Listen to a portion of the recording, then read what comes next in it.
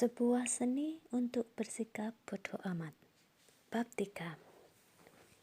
Anda tidak istimewa. Doraemon Books.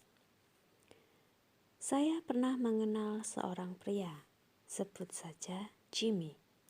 Jimmy punya berbagai lini bisnis yang sedang berjalan. Kapanpun, jika Anda bertanya apa yang sedang dikerjakan, dia akan menyebutkan dengan cepat beberapa nama perusahaan yang berkonsultasi dengannya, atau dia akan menjelaskan sebuah aplikasi kesehatan yang sedang dia carikan investor murah, yang dia carikan investor murah hati. Saya pernah mengenal seorang pria, sebut saja Jimmy. Jimmy punya berbagai lini bisnis yang sedang berjalan. Kapanpun, jika Anda bertanya apa yang sedang dikerjakan, dia akan menyebutkan dengan cepat beberapa nama perusahaan yang berkonsultasi dengannya. Atau dia akan menjelaskan sebuah aplikasi kesehatan yang sedang dia carikan investor murah hati agar mau menanam saham. Atau dia akan berbicara mengenai beberapa acara amal di mana ia didaulat menjadi pembicara utamanya, atau bagaimana dia memiliki gagasan tentang suatu jenis pompa gas yang lebih efisien yang membuatnya menjadi miliarder. Pria ini selalu beredar, selalu menyala-nyala.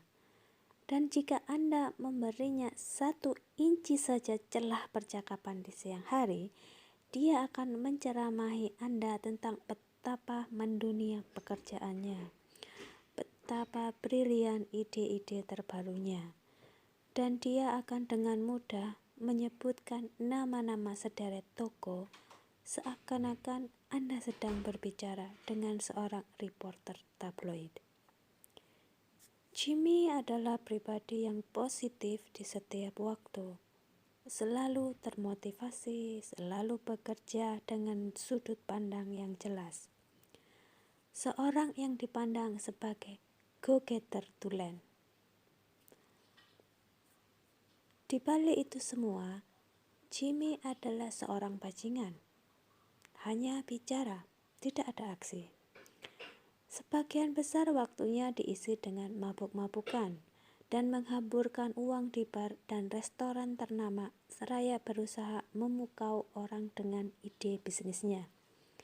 Jimmy adalah seorang penipu profesional, menghidupi keluarganya dengan uang haram.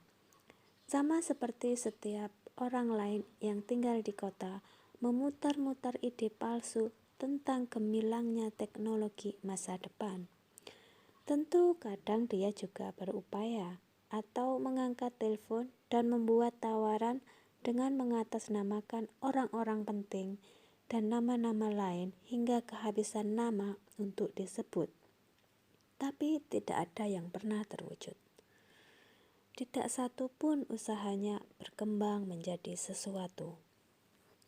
Meskipun demikian, pria ini telah melakukannya selama bertahun-tahun, membiayai pacar-pacarnya dengan uang dari banyak saudara jauhnya hingga usia mendekati kepala 3. Kacaunya Jimmy merasa nyaman-nyaman saja. Kepercayaan dirinya tak lebih hanya waham dalam otaknya. Ia menyayangkan orang-orang yang menertawakan atau menutup telepon darinya. Sebab dalam pikiran Jimmy, mereka telah melewatkan kesempatan emas dalam hidup mereka. Baginya, orang-orang yang menceomoh ide bisnis gadungan itu terlalu bodoh dan tidak berpengalaman untuk memahami kejeniusannya. Orang-orang yang menuding gaya hidup mabuknya semata cemburu kepadanya.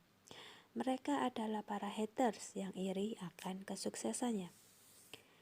Jimmy memang menghasilkan uang, meskipun biasanya melalui cara-cara yang tidak jujur, seperti menjual ide bisnis orang lain yang diakui sebagai miliknya, atau memperdaya orang lain agar memberi pinjaman, atau parahnya, menghasut seseorang agar menyerahkan saham perusahaan startup mereka. Namun sebenarnya sesekali ia dibayar untuk melakukan public speaking. Mengenai apa? Saya bahkan tidak berani membayangkan.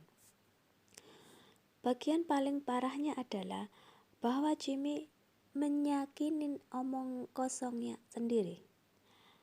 Khayalannya seolah seperti anti peluru, sehingga jujur orang sulit marah padanya, justru malah terkagum-kagum.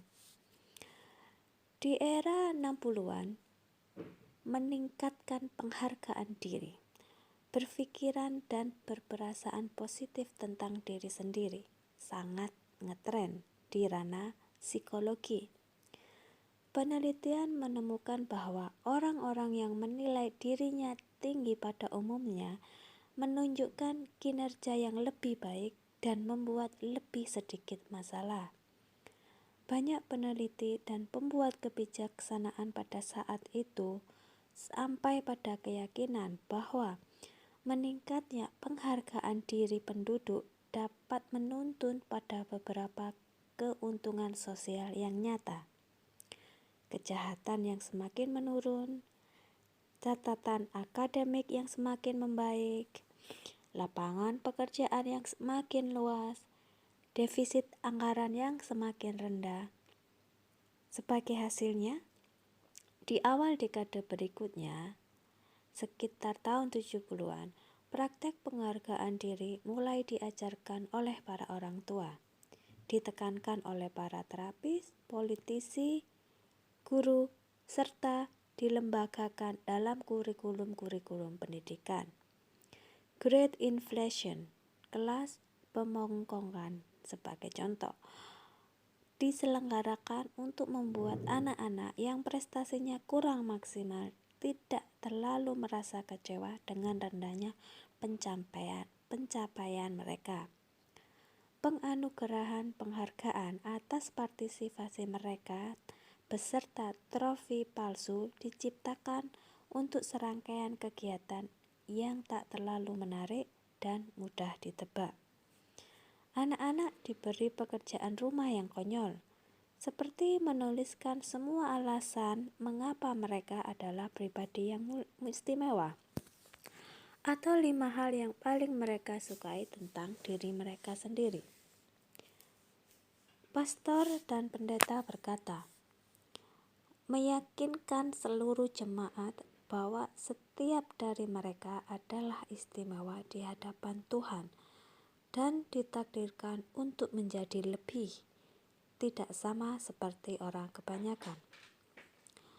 Seminar bisnis dan motivasi mengatakan berulang kali mantra paradoks yang sama. Setiap dari antara kita dapat menjadi luar biasa dan teramat sukses. Namun bergantilah generasi berikutnya, dan terbacalah sebuah data yang berkata, tidak ada dari kita yang istimewa. Ternyata, sekedar merasa bahagia atas diri Anda sendiri tidak berarti apa-apa, kecuali jika Anda memiliki satu alasan yang bagus untuk merasa bahagia atas diri Anda sendiri. Pada kenyataannya, kemalangan dan kegagalan sungguh berguna dan bahkan diperlukan untuk membangun seseorang menjadi orang dewasa yang tangguh dan sukses. Faktanya, mengajar orang untuk meyakini bahwa mereka istimewa dan merasa baik tentang diri mereka sendiri dengan alasan apapun tidak lantas menjadikan mereka suatu populasi yang penuh dengan Bill Gates dan Martin Luther King. Ini justru menciptakan satu populasi penuh dengan pria seperti Jimmy. Jimmy, sang pendiri perusahaan yang terbuai delusinya sendiri, yang menghisap ganja setiap hari dan tidak memiliki keterampilan menjual yang nyata selain berbicara pada dirinya sendiri dan meyakininya. Jimmy tipe pria yang meneriaki rekan kerjanya dengan alasan kurang dewasa. dan kemudian menggunakan kartu kredit perusahaan hingga batas maksimal di Le Bernardin demi membuat beberapa model Rusia terkesan. Jimmy yang dalam waktu singkat dijauhi bibi dan pamannya karena terus meminjam uang. Ya, dialah Jimmy yang percaya pada diri dan memiliki penghargaan diri yang tinggi. Jimmy yang menghabiskan banyak waktunya untuk berbicara mengenai betapa baiknya dia, sehingga dia lupa untuk benar-benar melakukan sesuatu. Yang menjadi masalah dengan gerakan peningkatan penghargaan diri ini adalah bahwa ukuran yang digunakan berdasarkan pada seberapa positif orang melihat diri mereka sendiri.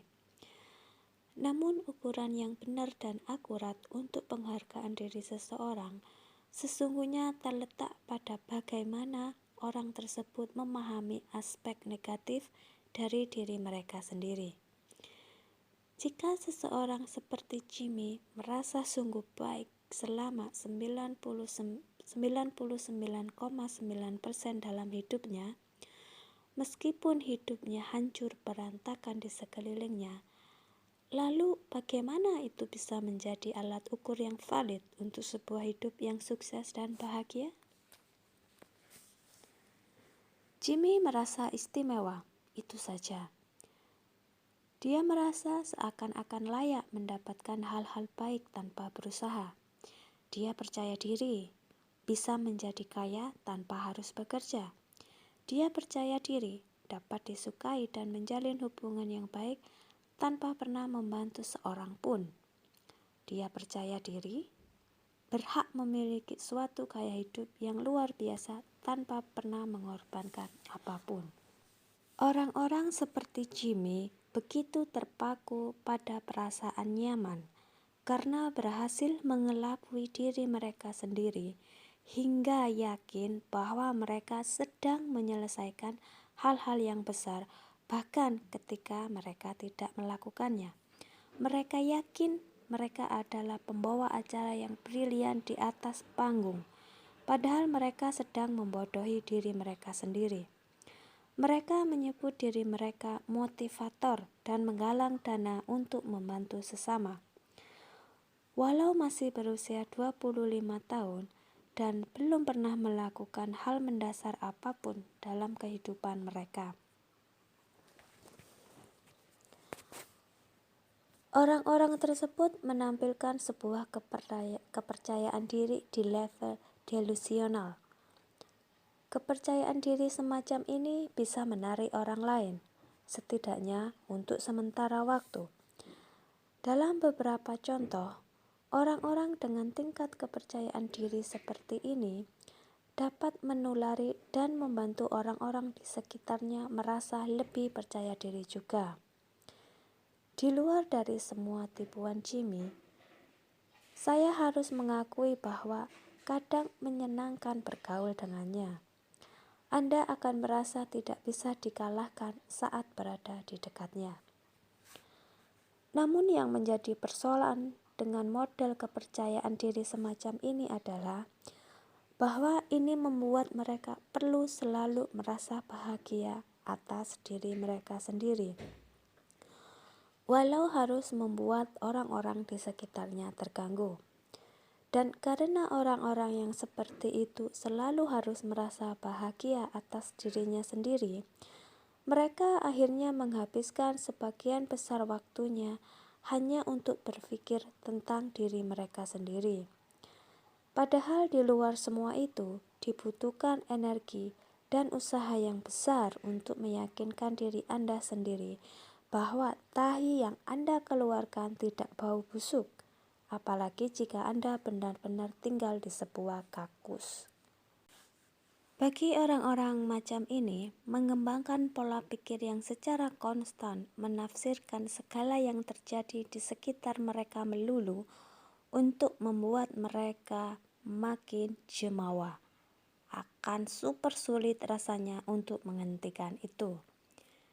Setiap ajakan untuk menggunakan akal sehat hanya dipandang sebagai ancaman terhadap superioritas mereka dari pihak lain yang menganggap tidak dapat mengimbangi kepintaran, bakat, kegantengan, atau kesuksesan mereka.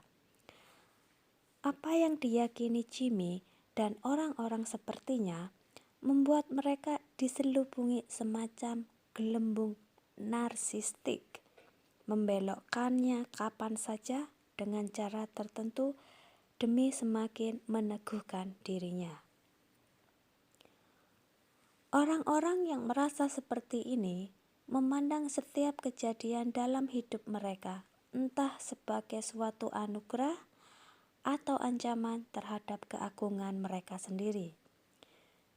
Jika suatu hal yang baik terjadi kepada mereka, itu karena perbuatan mereka.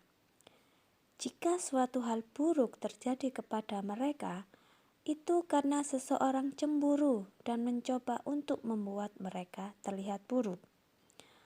Orang-orang istimewa ini bebal. Mereka menyesatkan diri sendiri dengan masuk ke dalam apapun yang bisa memuaskan rasa superioritas mereka. Mereka mempertahankan pandangan mental mereka di atas segalanya. Bahkan jika kadang itu menuntun mereka bersikap kasar secara fisik atau emosional terhadap orang-orang di sekitar mereka. Meyakinkan diri sebagai makhluk yang spesial merupakan sebuah strategi yang gagal. Ini hanya membuat Anda tinggi atau ngefly, tapi itu bukan kebahagiaan.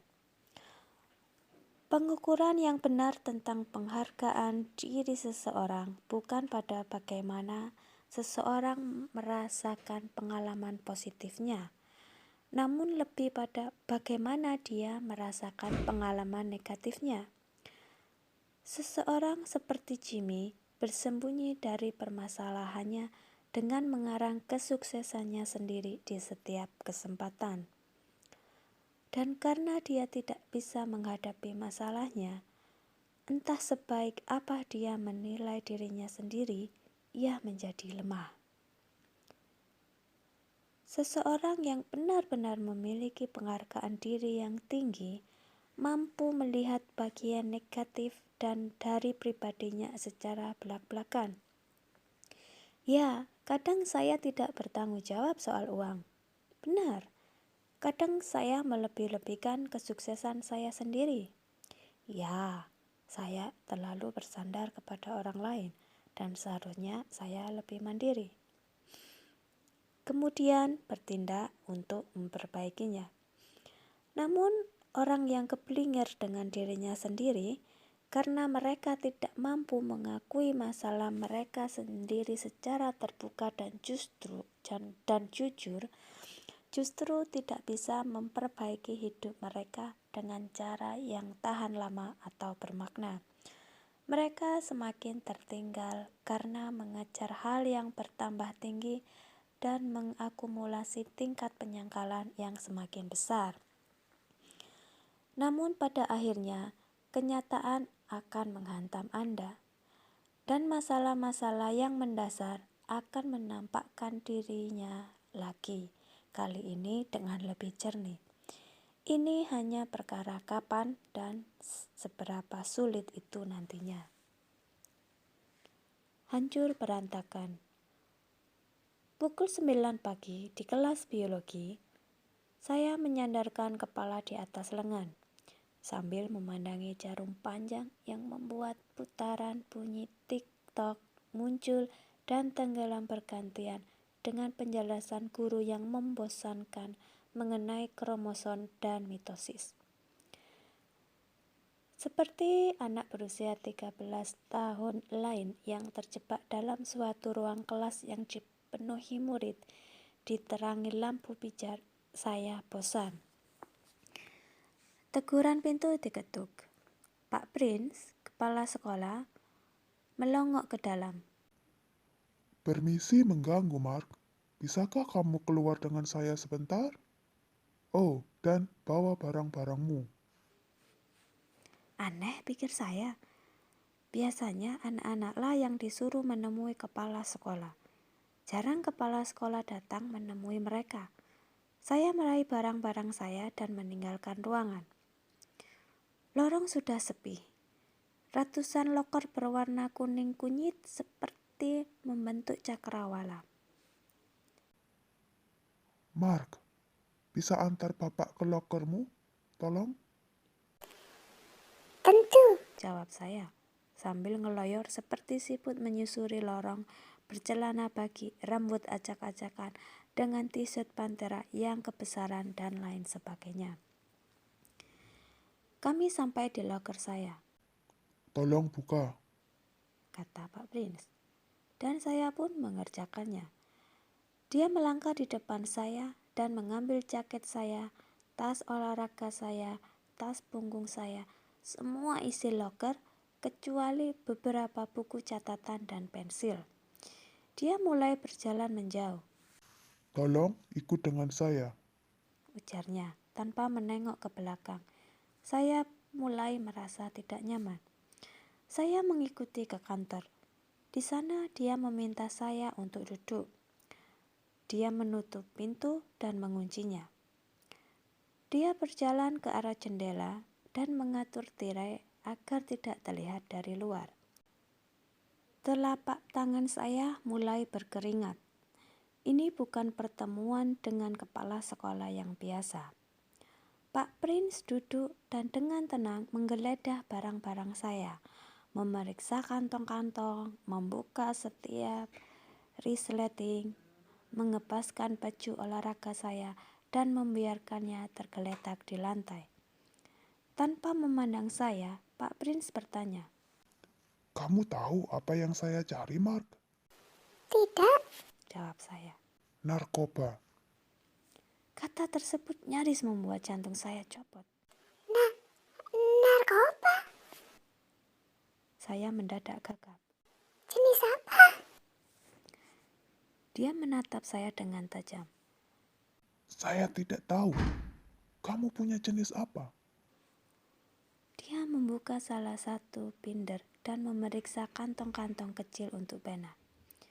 Keringat saya bermunculan seperti jamur tumbuh di musim hujan, menyebar dari telapak tangan saya ke lengan dan sekarang leher.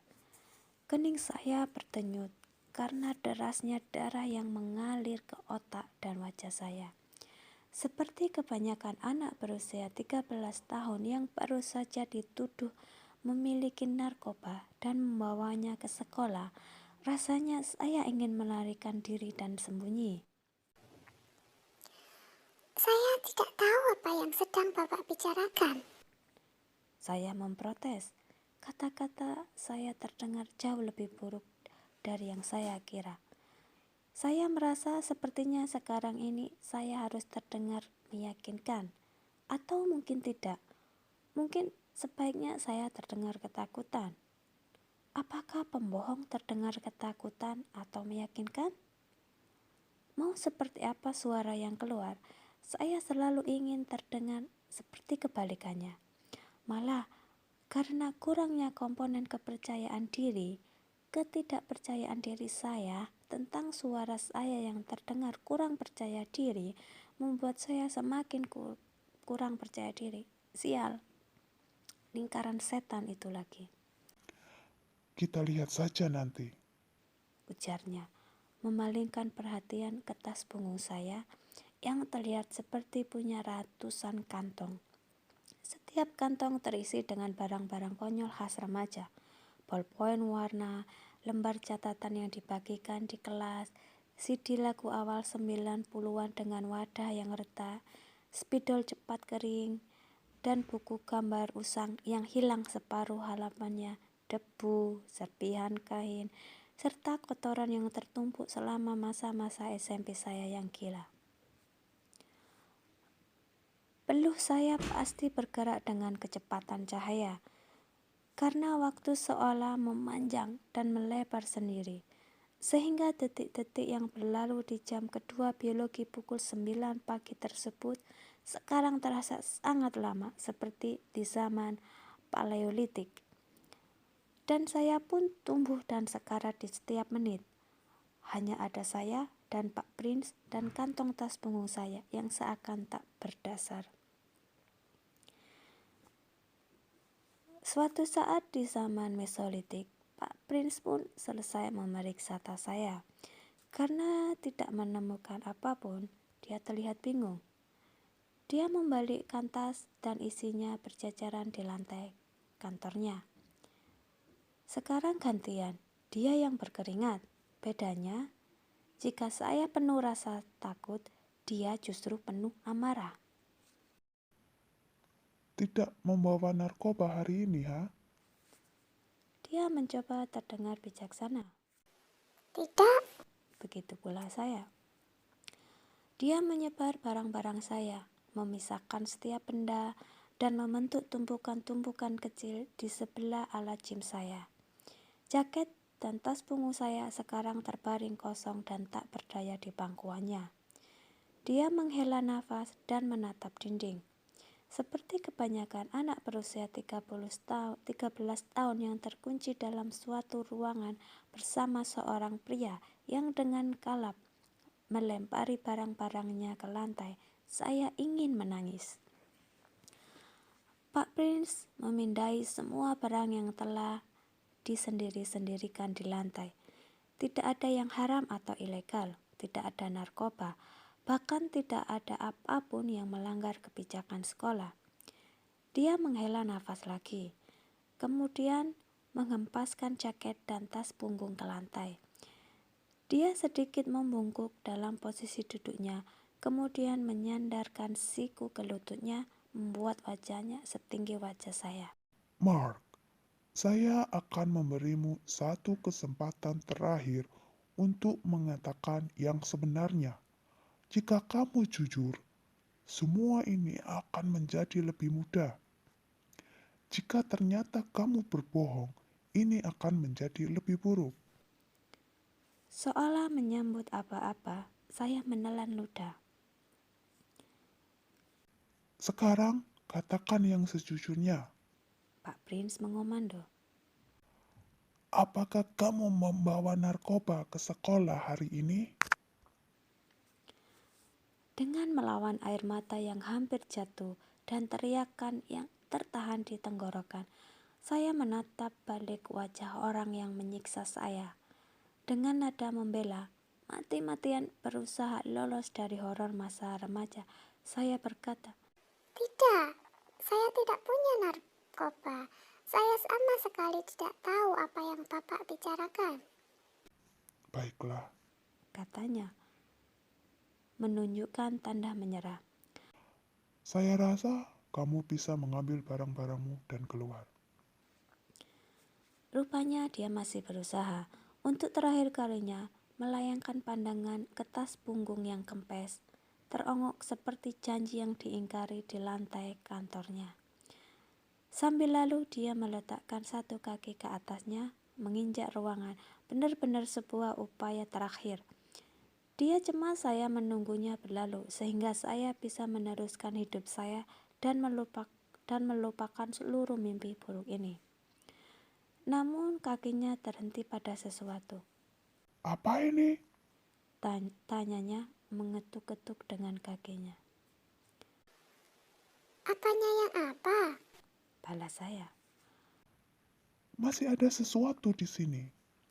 Dia mengangkat tas dan mulai merasakan sesuatu di sekitar bagian bawah tas. Sontak ruangan tampak kabur, semua terasa berputar. Ketika masih muda, saya termasuk anak yang pandai. Saya mudah berteman, tapi saya bengal. Yang terakhir adalah kata yang paling manis yang bisa saya gunakan. Saya pemberontak, tukang bohong, gampang naik darah dan penuh rasa kebencian. Ketika saya berusia 12 tahun, saya meretas sistem pengamanan rumah saya sendiri dengan magnet lemari es. Jadi saya bisa menyelinap keluar rumah tanpa ada yang tahu di tengah malam. Lalu saya dan seorang teman memasukkan perseneling mobil ibunya ke posisi netral dan mendorong pelan-pelan ke jalan sehingga kami bisa mengendarai mobil tanpa membangunkan seorang pun. Saya sengaja membuat tulisan tentang aborsi karena saya tahu guru Inggris saya adalah seorang Kristen konservatif garis keras. Lain waktu saya dan seorang teman lain mencuri rokok ibunya dan menjualnya ke anak-anak lain di belakang sekolah. Dan saya juga memotong bagian bawah tas punggung saya lalu menyulapnya menjadi kantong rahasia untuk menyembunyikan ganja.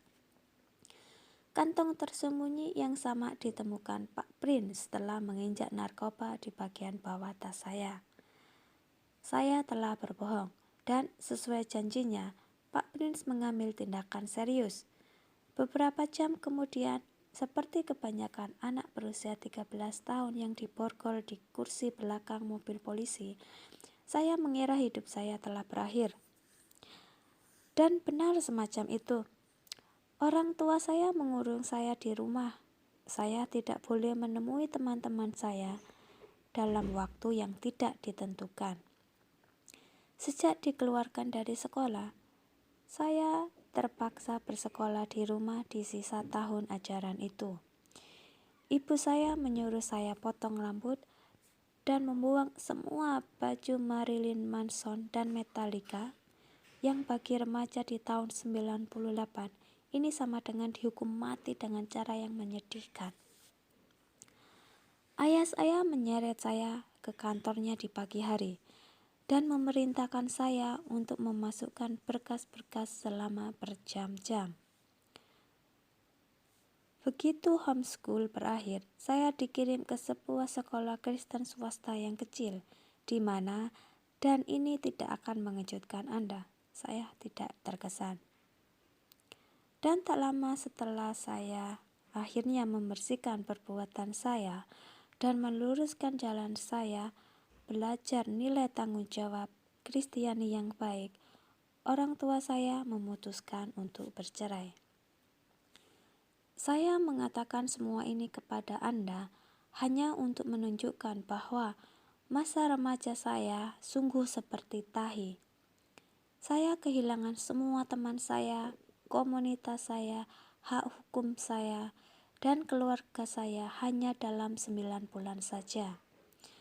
Terapi saya ketika saya berusia 20 tahun menyebut ini dengan istilah suatu pengalaman yang sungguh traumatis.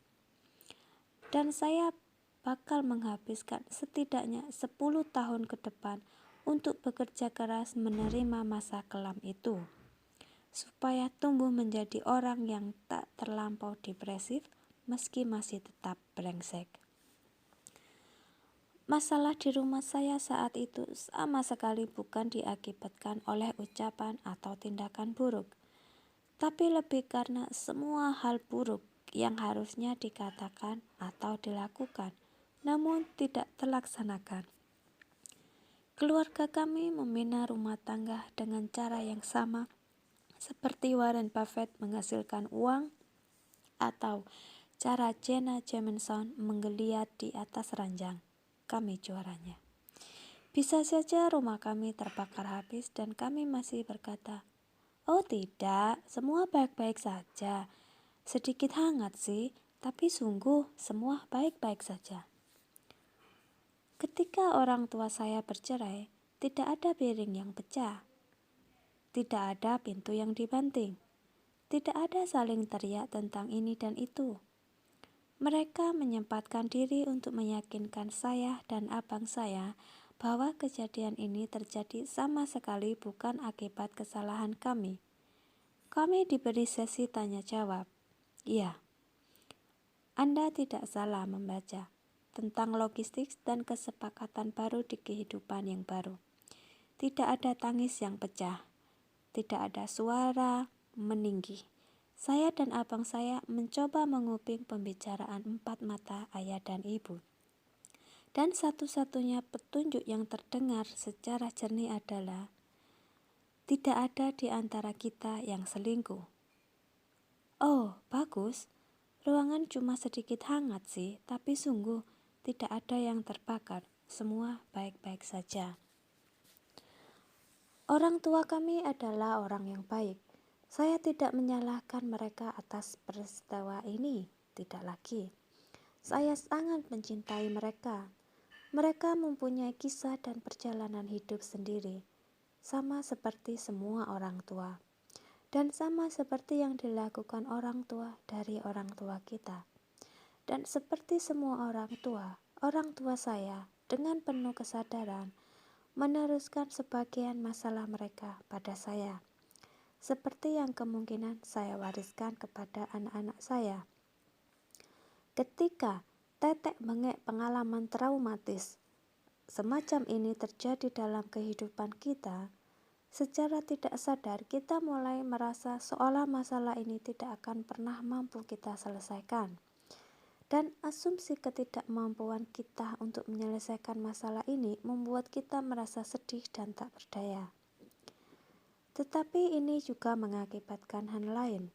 Jika kita punya masalah yang tidak terselesaikan, alam bawah sadar kita tahu bahwa kita sebenarnya tidak istimewa atau gagal dalam arti tertentu. Bahwa kita, entah bagaimana, tidak seperti orang lain, dan karena itu beberapa aturan berlaku berbeda untuk kita.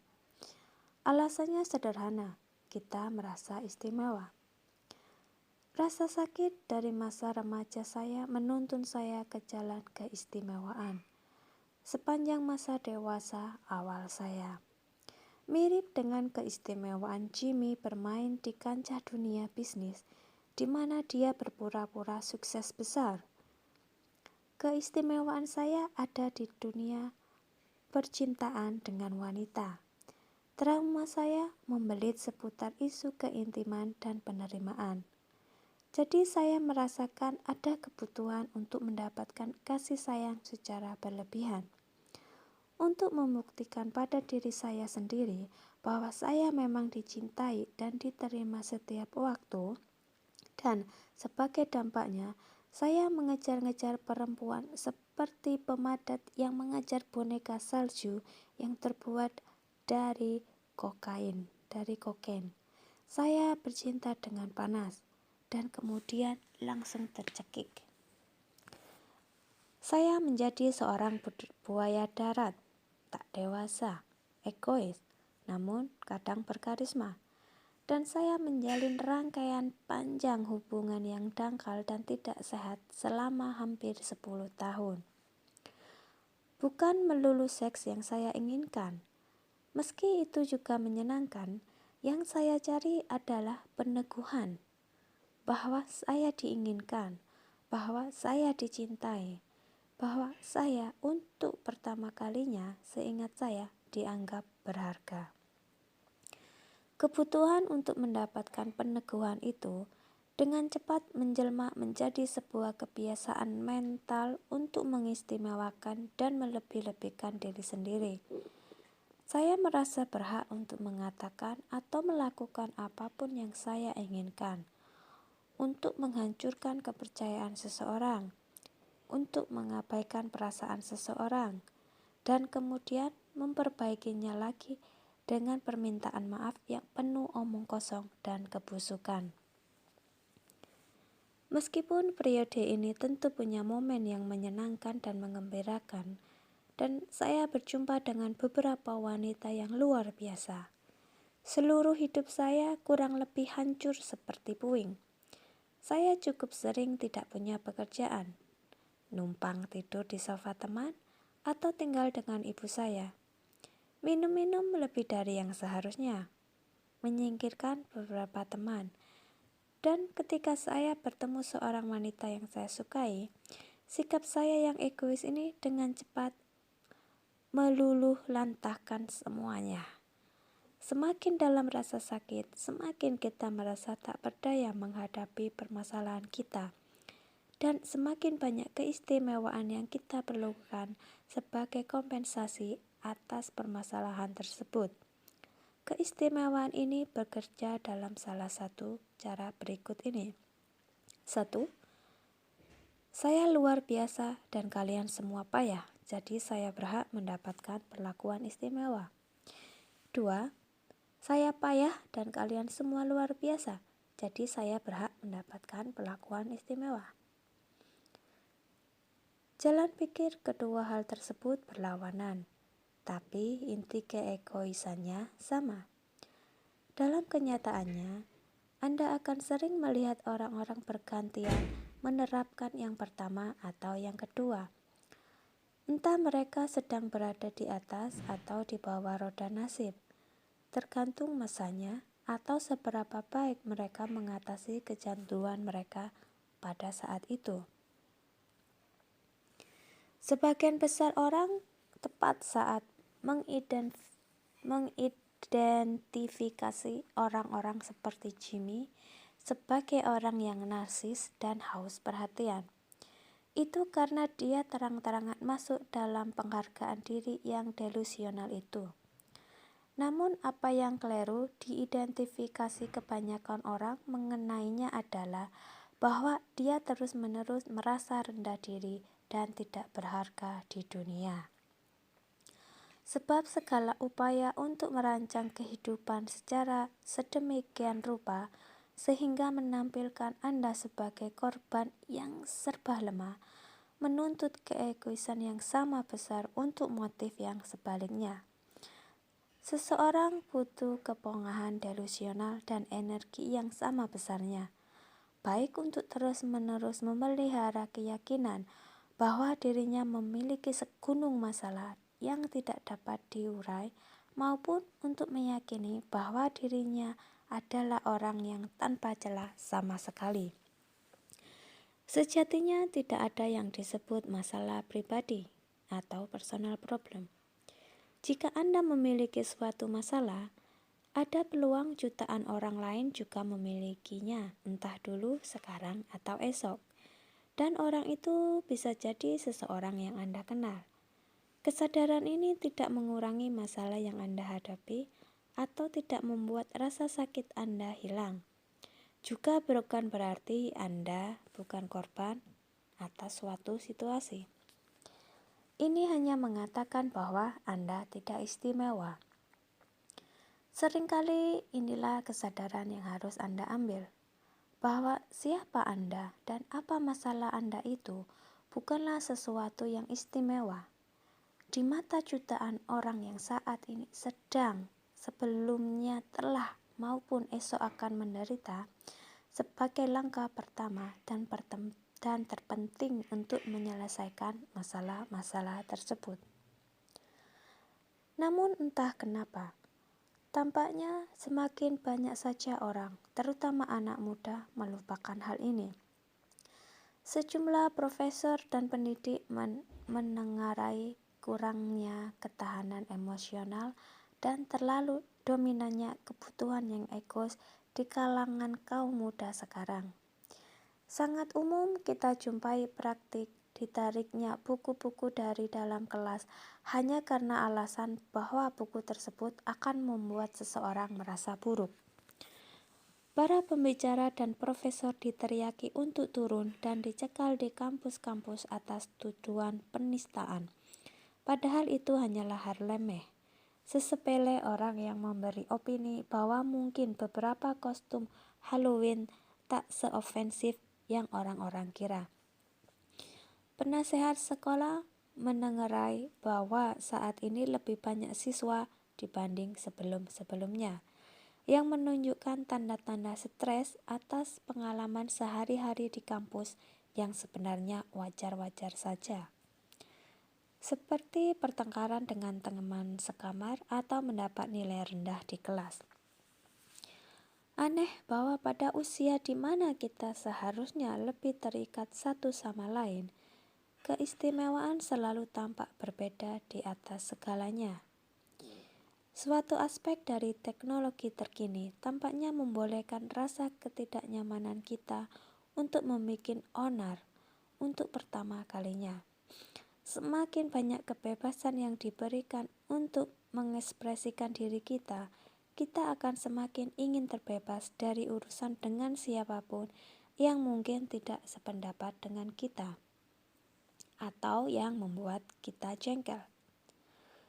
Semakin kita dihadapkan pada sudut pandang yang berlawanan, semakin kita naik pitam atas keberadaan sudut pandang tersebut. Semakin kita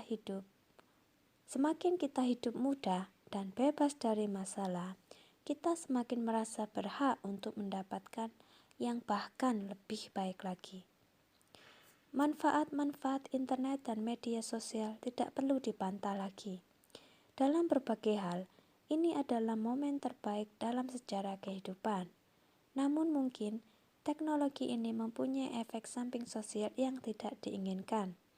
Mungkin teknologi yang telah membebaskan dan mendidik banyak orang ini secara bersamaan juga membuat mereka merujuk untuk meminta lebih diistimewakan. Tirai keistimewaan. Sebagian besar dari antara kita bisa dikategorikan biasa-biasa saja. Pada hampir semua hal yang kita kerjakan, bahkan meskipun Anda istimewa di suatu hal, kemungkinan yang ada adalah bahwa Anda berada di tengah-tengah atau justru di bawah rata-rata pada hal lainnya. Seperti itulah kodrat kehidupan. Agar bisa benar-benar luar biasa pada suatu hal, Anda harus mendedikasikan waktu dan energi yang sedemikian besar terhadapnya. Dan karena kita semua memiliki waktu dan energi yang terbatas, hanya sedikit dari antara kita yang bisa menjadi istimewa di lebih dari satu bidang. Kita bisa kemudian mengatakan bahwa secara statistik, kecil kemungkinan setiap orang akan menjadi seorang penampil yang luar biasa dalam semua area panggung kehidupan, atau bahkan dalam banyak bidang kehidupan mereka. Pelaku bisnis yang brilian seringkali gagal dalam kehidupan pribadi mereka. Para atlet yang luar biasa juga seringkali berpikiran dangkal dan berontak udang. Banyak selebritis yang kemungkinan tidak tahu adat setali tiga uang dengan orang-orang yang menganga melihat mereka dan memututi setiap langkah mereka. Kita semua sebagian besar adalah orang-orang biasa saja.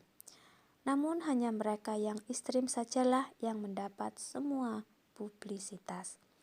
Pada dasarnya, kita sudah tahu tentang hal ini, tetapi kita jarang memikirkannya dan atau membicarakannya. Dan pastinya kita tidak pernah mendiskusikan mengapa hal ini bisa menjadi sebuah masalah. Mempunyai internet, Google, Facebook, YouTube, dan akses ke 500 saluran televisi sungguh mengagumkan. Namun perhatian kita ada batasnya. Tidak mungkin kita dapat memproses gelombang pasang informasi yang menerjang kita setiap waktu. Karena itu, satu-satunya yang mampu menerobos dan menarik perhatian kita adalah potongan informasi yang benar-benar istimewa, sebesar 99,999%. Sepanjang hari, setiap hari, kita dibanjiri dengan hal-hal yang luar biasa. Terbaik dari yang terbaik, terburuk dari yang terburuk. Prestasi yang paling memukau, lelucon yang paling konyol, berita yang paling mengecewakan, ancaman yang paling menakutkan, non-stop. Hidup kita sekarang ini diisi dengan informasi dari sisi ekstrem kurva lonceng pengalaman manusia. Karena dalam bisnis media, inilah yang menjadi pusat perhatian. Dan pusat perhatian menghasilkan uang. Itulah alasan utamanya. Padahal mayoritas kehidupan berada di level tengah yang membosankan. Kehidupan yang tidak istimewa, tapi biasa saja. Banjir bandang informasi ekstrem ini telah mengkondisikan kita untuk percaya bahwa keistimewaan adalah suatu standar kenormalan yang baru. Dan karena kita adalah orang yang biasa-biasa saja, luapan informasi yang memuat segala hal yang istimewa ini membuat kita merasa rapuh dan putus asa. karena jelas kita bagaimanapun juga tidak cukup bagus. Jadi semakin lama, kita semakin merasa perlu untuk mendapatkan kompensasi melalui pengistimewaan diri dan aneka ketergantungannya. Kita menggunakan satu-satunya cara yang kita tahu benar, entah dengan mengistimewakan diri sendiri atau mengistimewakan orang lain. Beberapa di antara kita melakukannya dengan cara mengerjakan petuah-petuah cepat kaya. Lainnya dengan melintasi samudera demi menyelamatkan bayi-bayi yang kelaparan di Afrika. Lainnya berusaha tampil menonjol di sekolah dan memenangkan setiap penghargaan. Lainnya dengan menembaki sekolah. Lainnya dengan melakukan seks dengan sembarang makhluk, asalkan bisa bersuara dan bernafas. Inilah yang menyatukan budaya keistimewaan yang sedang berkembang seperti yang saya bicarakan sebelumnya. Angkatan yang lahir di era milenium sering disalahkan atas pergeseran budaya ini. Namun itu sepertinya karena mereka adalah generasi yang paling terlibat dan terlihat. Kenyataannya, kecenderungan ke arah istimewa ini muncul hampir di semua komunitas. Dan saya yakin ini terhubung dengan keistimewaan yang didorong oleh media massa. Masalahnya adalah bahwa menjalarnya teknologi dan pemasaran secara massal menghancurkan banyak harapan orang-orang terhadap diri mereka sendiri. Mengenal suatu keistimewaan membuat orang merasa lebih buruk tentang diri mereka sendiri. Membuat mereka merasa bahwa mereka harus menjadi lebih ekstrim, lebih radikal, dan lebih percaya diri agar bisa diperhatikan atau bisa diperhitungkan. Ketika saya masih muda, ketidaknyamanan seputar keintiman kian diperburuk dengan semua narasi tentang maskulinitas konyol yang disebarkan melalui budaya pop. Dan beberapa kisah tersebut masih beredar. Untuk menjadi seorang pria yang cool, Anda harus ikut party seperti bintang rock. Supaya dihormati, Anda harus digilai wanita-wanita. Seks adalah hal paling berharga yang harus dicapai oleh pria, dan karena itu layak untuk mengorbankan apapun, termasuk martabat Anda sendiri, demi mendapatkannya. Gempuran omong kosong yang tidak realistis dari media ini menciptakan perasaan ketidaknyamanan dalam diri kita. Dengan terlampau sering menampilkan pada kita sebuah standar yang tidak masuk akal dan mustahil dihidupi. Kita tidak hanya akan merasa terpojok oleh masalah-masalah yang tidak dapat diselesaikan. Kita juga merasa seperti pecundang, karena dengan satu pencarian sederhana lewat Google saja akan muncul ribuan orang tanpa problem yang kita miliki itu. Teknologi telah menyelesaikan masalah ekonomi di masa lalu dengan memberi kita masalah psikologis baru. Internet bukan hanya menjadi sumber informasi yang dapat diakses oleh siapa saja. Ini juga menjadi sumber ketidaknyamanan, keraguan diri, dan rasa malu bagi siapa saja.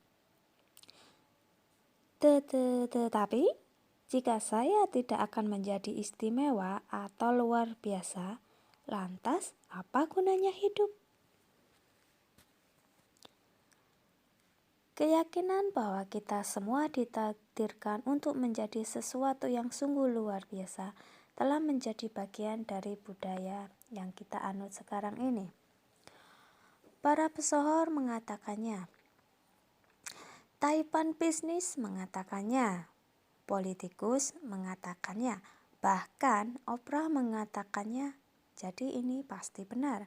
Semua orang dan setiap dari antara kita bisa menjadi luar biasa. Kita semua berhak menerima suatu keagungan. Fakta bahwa pernyataan tersebut secara inheren kontradiktif, ngomong-ngomong, Jika setiap orang luar biasa, artinya tidak ada seorang pun yang luar biasa, luput dari perhatian sebagian besar orang. Dan alih-alih menanyakan apa yang sesungguhnya bisa kita raih dan tidak bisa kita raih, kita ditelan mentah-mentah pesan tersebut dan masih meminta lebih. Menjadi rata-rata telah dianggap sebagai sebuah standar baru kegagalan. Perhatikan, hal paling buruk yang Anda hadapi adalah berada di tengah-tengah kawanan, di tengah-tengah kurva lonceng. Saat standar kesuksesan suatu budaya adalah dengan menjadi luar biasa, maka akan lebih baik berada di sudut bawah kurva lonceng tersebut daripada di tengah. Karena di sana, minimal Anda masih dianggap istimewa dan berhak menerima perhatian. Banyak orang memilih strategi ini untuk membuktikan kepada semua orang bahwa merekalah yang paling menderita, atau yang paling tertindas, atau yang paling menjadi korban. Banyak orang takut menerima diri mereka yang sedang-sedang saja, karena mereka yakin bahwa jika mereka menerimanya, mereka tidak akan pernah mencapai apapun, tidak pernah merubah jadi lebih baik, dan hidup mereka tidak akan memiliki arti. Pemikiran semacam ini berbahaya. Begitu Anda menerima premis bahwa suatu kehidupan akan berharga hanya jika benar-benar penting dan benar, maka pada dasarnya Anda menerima fakta bahwa sebagian besar populasi manusia, termasuk Anda, payah dan tidak berharga. Dan pola pikir ini dapat dengan cepat merubah menjadi bencana, baik bagi Anda sendiri dan orang lain. Segelintir orang yang berhasil menjadi unggul di suatu bidang meraih posisi tersebut bukan karena mereka meyakini diri mereka istimewa. Sebaliknya, mereka menjadi luar biasa karena mereka terobsesi dengan perbaikan. Dan obsesi ini berasal dari keyakinan yang tidak pernah salah bahwa mereka dalam kenyataannya sama sekali tidak istimewa. Ini adalah anti-istimewa. Orang-orang yang hebat dalam suatu hal menjadi hebat karena mereka mengerti bahwa mereka belum benar-benar luar biasa. Mereka biasa saja, masuk golongan rata-rata, dan bahwasanya mereka bisa menjadi jauh lebih baik. Segala nasihat tentang setiap orang bisa menjadi luar biasa dan meraih kesuksesan besar pada dasarnya hanyalah menyenangkan ego Anda. Ini adalah sebuah pesan yang membuat Anda merasa enak dan lega. Namun pada kenyataannya, ini ibarat kalori yang membuat Anda secara emosional gemuk dan membengkak, seperti Big Mac untuk jiwa dan benak Anda. Tiket untuk meraih kesehatan emosional sama halnya dengan kesehatan fisik, datang dari sayur-sayuran yang Anda makan, yaitu menerima kebenaran hidup yang hambar dan biasa. Kebenaran seperti tindakan Anda sebenarnya tidak berarti banyak dalam keseluruhan perjalanan sejarah. Dan sebagian besar hidup Anda akan berjalan membosankan dan tidak berharga, dan itu wajar. Resep sayuran ini akan terasa pahit awalnya, sangat tidak enak. Anda akan berusaha menghindarinya. Namun sekali tercenah, tubuh Anda akan terhubung dengan perasaan lebih kokoh dan lebih hidup. Setelah itu, tekanan yang sebelumnya Anda rasakan akan berubah menjadi sesuatu yang luar biasa. Menjadi hal besar berikutnya akan menopang Anda untuk berdiri tegak. Tekanan dan kecemasan karena selalu merasa tidak cukup dan terus-menerus perlu membuktikan kepada diri Anda sendiri akan menghilang. Dan pengetahuan serta penerimaan terhadap eksistensi Anda sendiri yang sedang-sedang saja akan benar-benar membebaskan Anda untuk menuntaskan apa yang sungguh ingin Anda selesaikan tanpa penilaian atau ekspektasi yang muluk-muluk. Anda akan mampu mengapresiasi pengalaman-pengalaman sederhana di hidup Anda.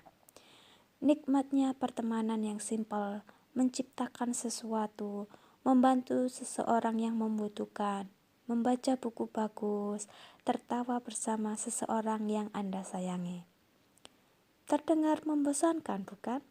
Mungkin, karena hal-hal semacam ini biasa saja. Namun juga mungkin karena satu alasan.